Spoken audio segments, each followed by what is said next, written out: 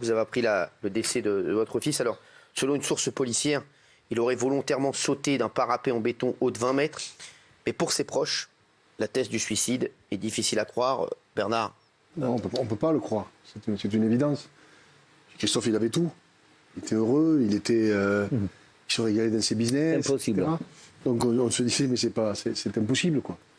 C'est impossible. Ou alors, comme je vous dis ce soir, il y a quelque chose qui nous a échappé. Mais pour moi, c'est impossible. Et puis, je ne retiendrai jamais cette idée-là. C'est pas possible. Non. Mais quand vous dites c'est impossible, Bernard, quelle est l'autre hypothèse? Alors, vous pensez que c'est un accident? Qu'il aurait glissé? Qu'il aurait... Oui, il se donnait un parapet. Moi, dans ma tête, je me dis, c'est pas possible, quoi. Il a glissé. C'est impossible. Enfin, moi, je l'avais eu encore 2 ou 3 jours avant. C'est pour ça, c'est pas possible. Dans ma tête, ce n'est pas possible. Ou alors, il y a des choses que je savais pas. Non.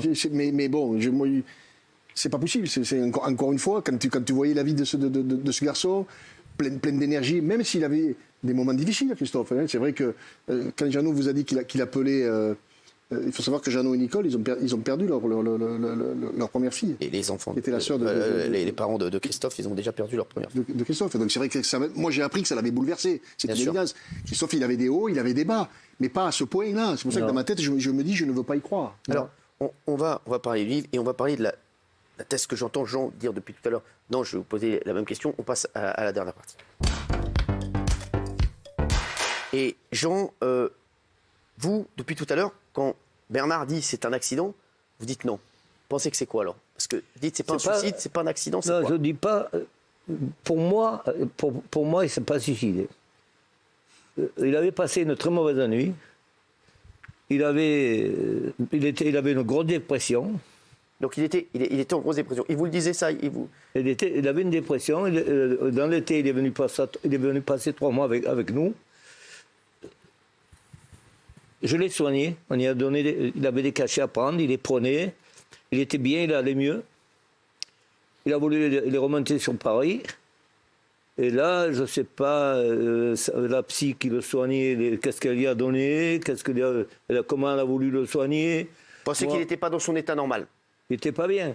Et moi, où je me révolte, c'est que pour des maladies comme ça, on ne soigne pas les gens en télé, en vidéo.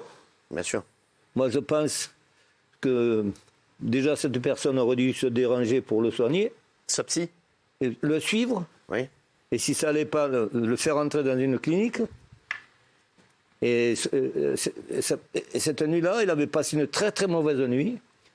Alors je ne sais pas, le matin, il mène les enfants, ses filles à l'école avec sa femme. La plus grande, elle commence par nous dire « Papa, il m'a quitté, mais il ne m'a pas embrassé. » Bon. Et il rentre à la maison.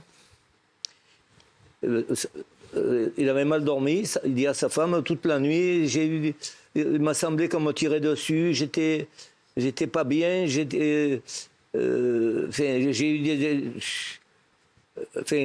Il passe une très mauvaise nuit.